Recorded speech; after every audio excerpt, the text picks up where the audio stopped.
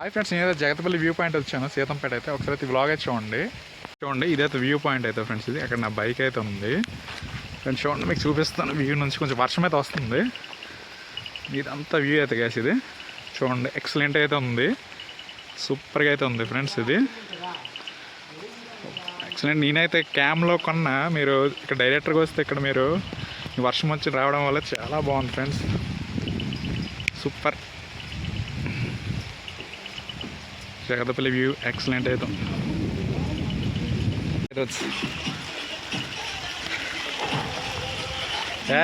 నిజం మా వాళ్ళు మన వాళ్ళు వస్తే బాగుంది. హాయ్ హాయ్, మా ఫ్రెండ్స్ అది ఫ్రెండ్స్. ఇది